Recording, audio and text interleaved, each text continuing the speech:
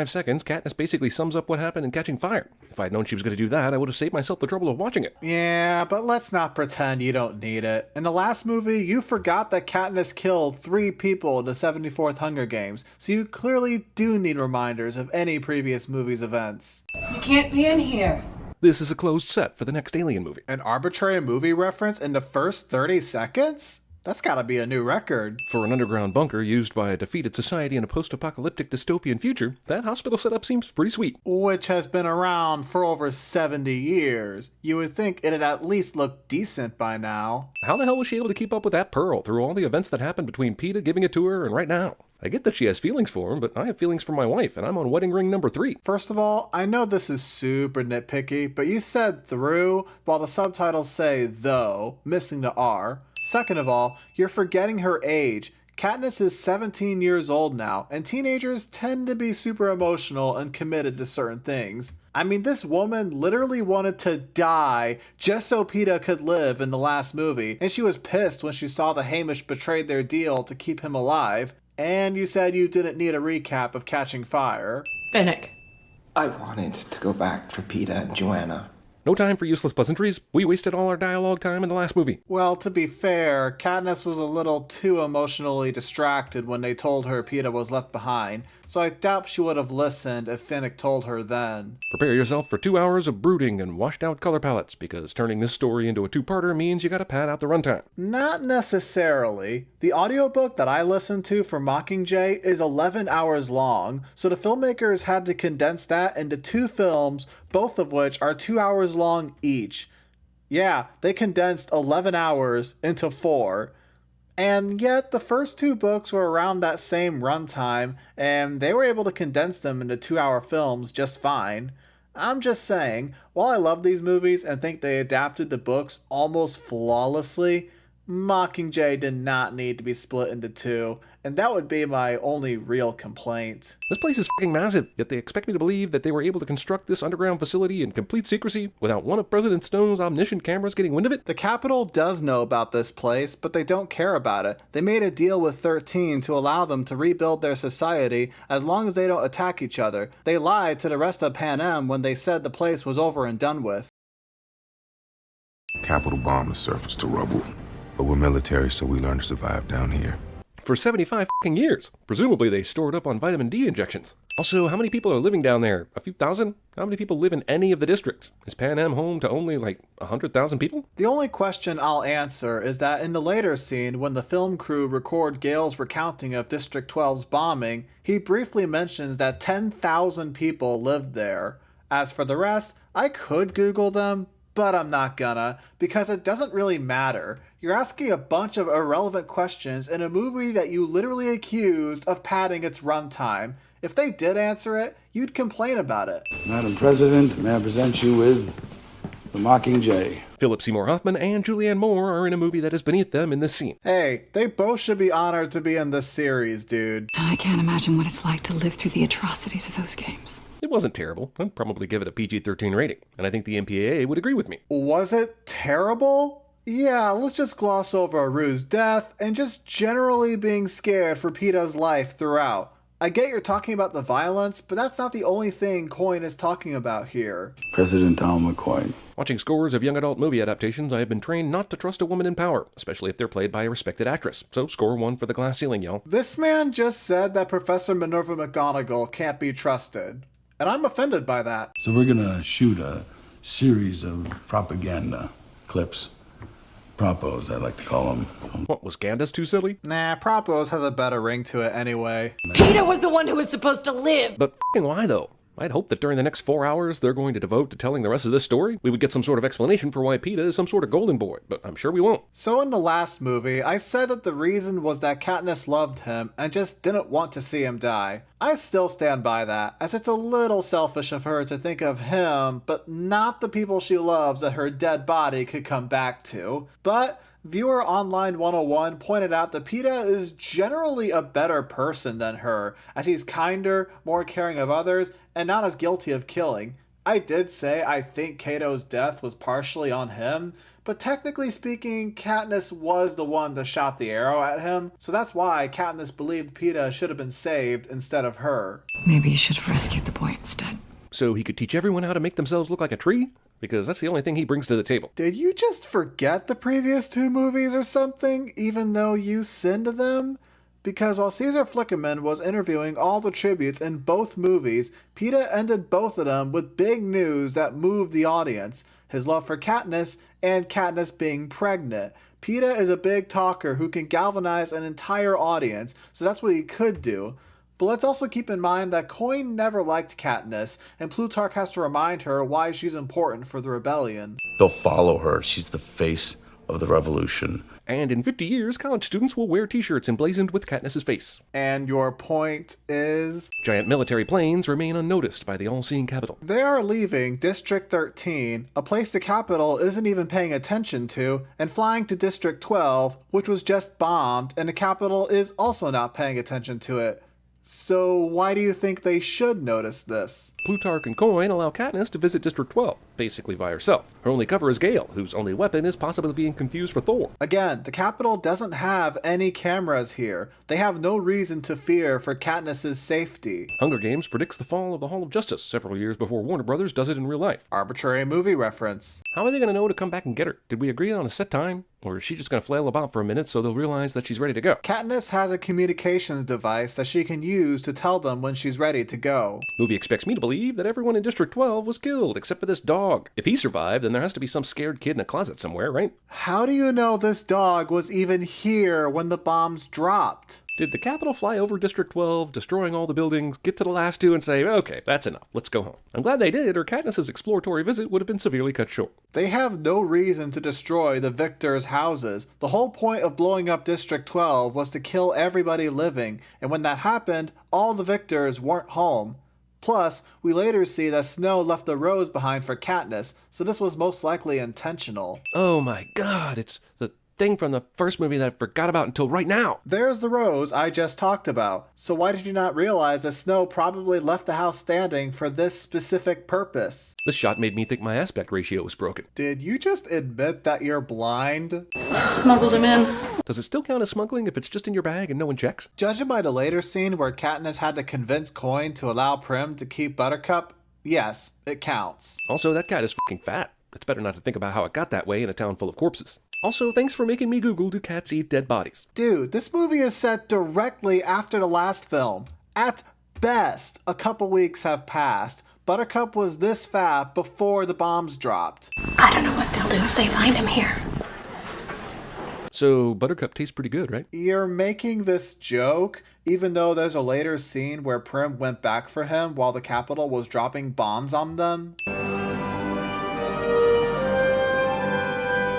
Is that supposed to be the Waltz of the Flowers from the Nutcracker? Because it is. I'm not going to play that song because of copyright reasons, but I don't think it sounds anything like this. Many who find this suspicious, to say the least. It seems as though she was part of a rebel plan. And they would be right to think that. But what actually happened was the rebels just happened to luck the out. Lucky? What about Katniss's rescue was lucky? Let's just take a second to call out the most uncomfortable collar I've ever seen. Maybe this is just a fancy way for the peacekeepers to hold a knife to his throat. You just said why this makes sense. Peeta is being forced to say this stuff so he can stay alive and protect Katniss. Everyone needs to lay down their weapons immediately. Why do you think he said that? Katniss doesn't rightfully assume that he is being forced to say this because the Capitol is holding him prisoner, because that's obviously what is happening. Apparently it wasn't obvious enough for you in that last sin, but also, she just found out that Peeta is still alive after being afraid that he might be dead. I don't think she'd be thinking clearly. Even if we win this war, what happens to Peeta? Did Peeta cast a spell on her or something? She went from being pretty blasé about Peeta in the first and most of the second movie to lamenting him in basically every scene so far in this movie. Really? Are you forgetting that Katniss started to warm up to him in the last movie because Peeta helped her sleep whenever she'd have nightmares? Wait, you couldn't have. You sinned that scene. Peeta,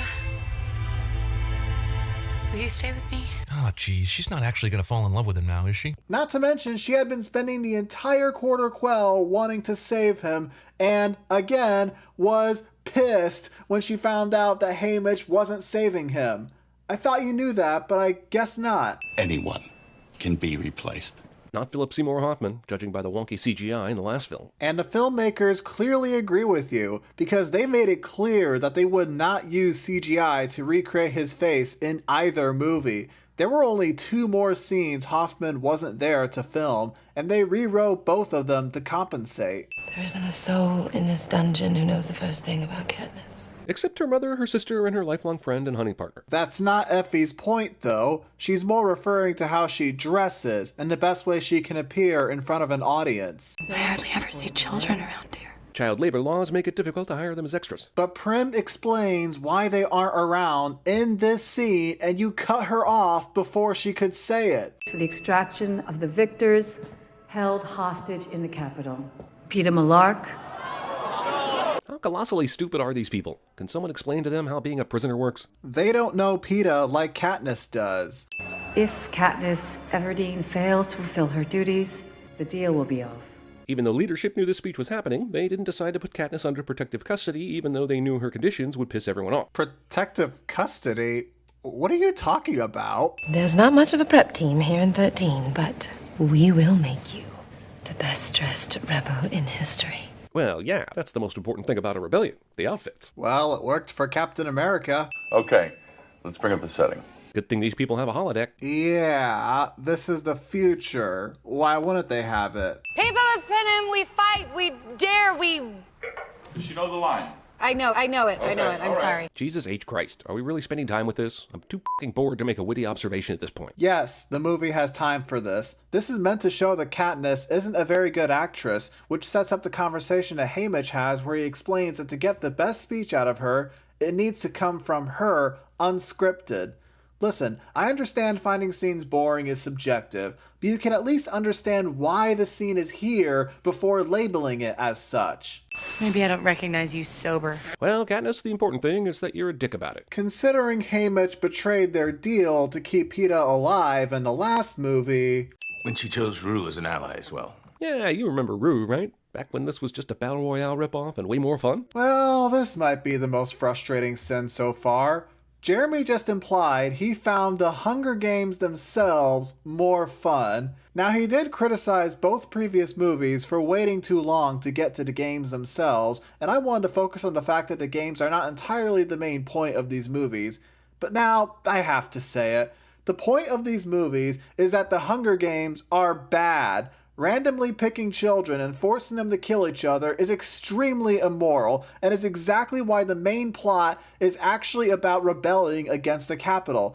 You are basically acting like the people of Panem who get excited to see kids die, but we the audience are supposed to see that as a bad thing. I even got one comment that pointed out the games themselves were the hardest part for Suzanne Collins to write. The fact that you have proven that you completely missed the point of this story should really tell us how bad your film analysis is.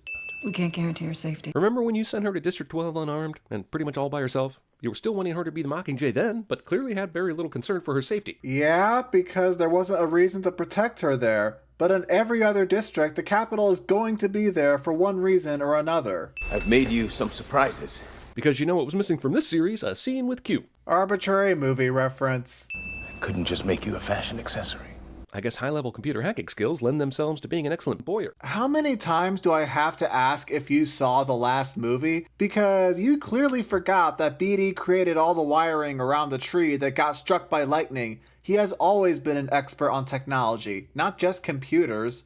Regular, incendiary, explosive arrows. Because there is no way she's going to mix that one up. Also, geez, dude, you've got that kind of weapon just lying around for any asshole to pick up at a moment's notice? You don't think this room would be locked whenever Beatty isn't here? And your cameraman over there, Castor? Hello. And Pollux.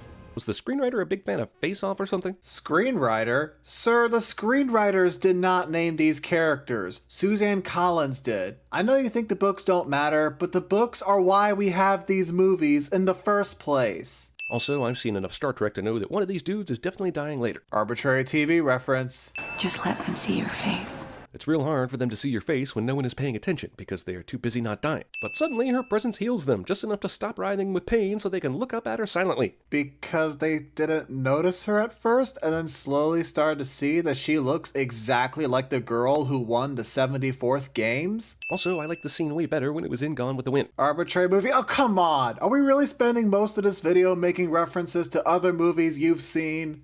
We need to find cover now. Where the f did that siren come from? Does the janky refugee hospital have radar detection? If they do, it clearly doesn't help them out too much. Why is this question relevant again? These bombers have shot down literally every other person shooting at them. You know, the guys with actual guns. But they can't manage to hit Daryl and Hawkeye over here, even though they're just standing in plain view. Probably because they didn't see them. Where the Capitol just bombed a hospital filled with unarmed men, women, and children.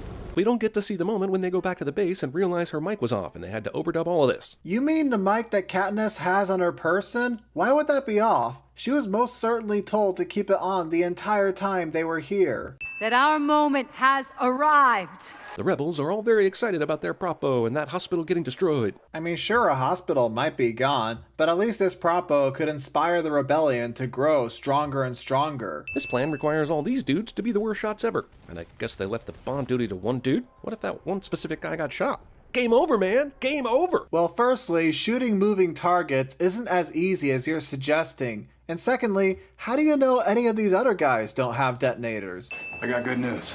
Coin agreed to let us hunt above ground.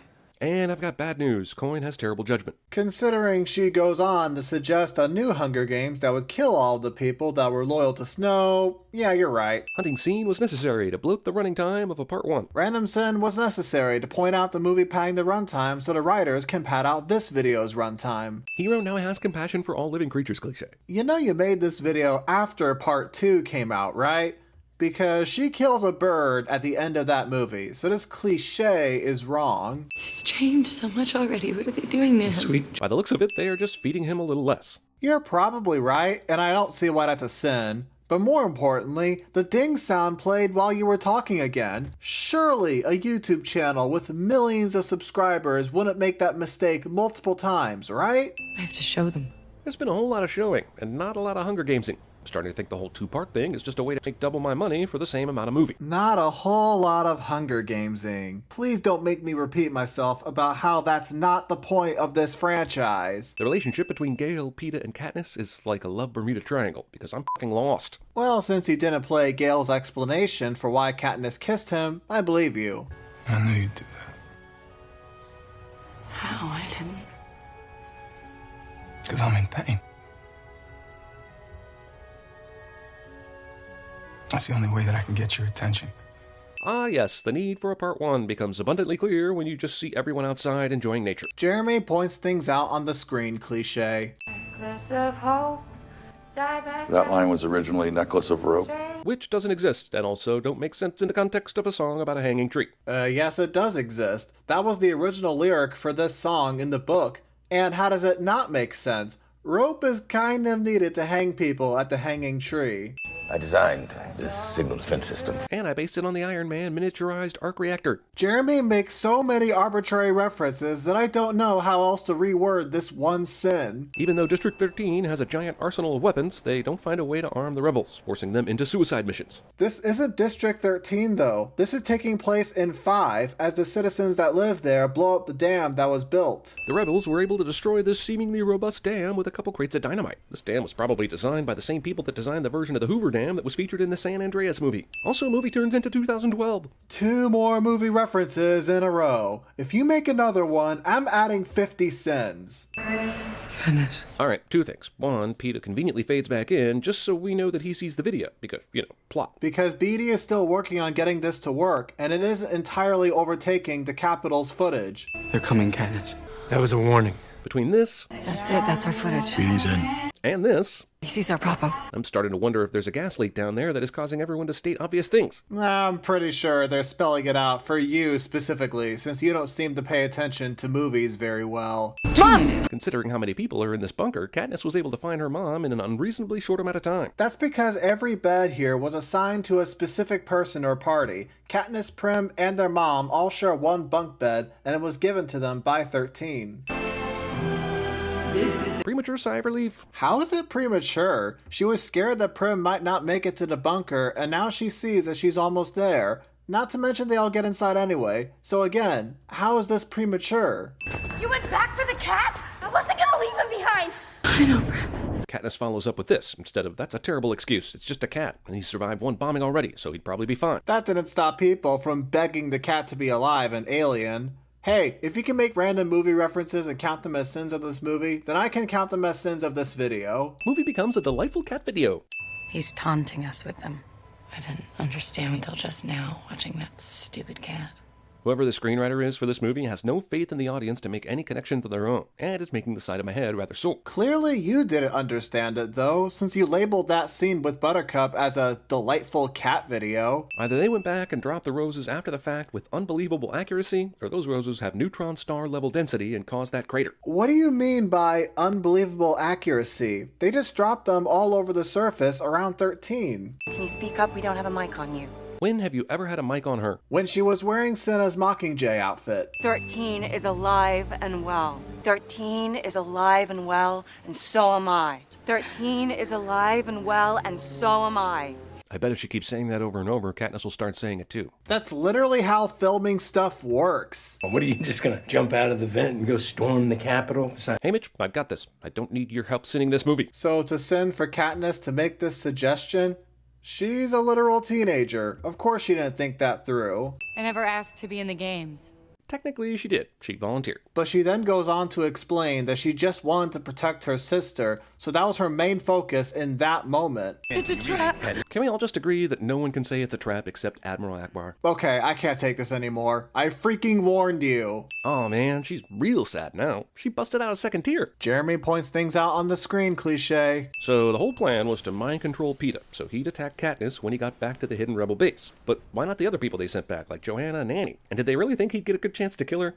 I mean, don't get me wrong, he's getting some good shots in, but this is some half-baked right here. Firstly, the Capitol didn't mind control Peeta. The movie later explains that they tampered with his memories with Tracker Jacker venom, making him view Katniss as a threat. Secondly, while Joanna does have memories of Katniss, Annie has literally never met her before, so there's no way they could hijack her to do the same thing.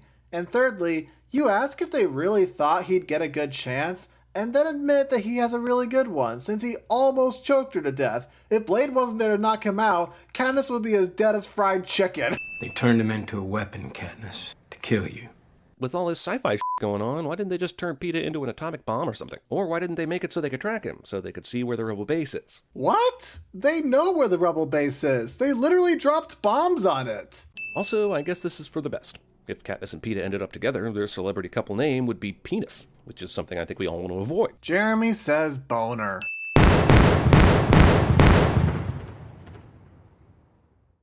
Wedding between two people I don't care about is about par for the course when it comes to all the weddings I witness. Jeremy doesn't care about Finnick. Yep, that's worth a few extra.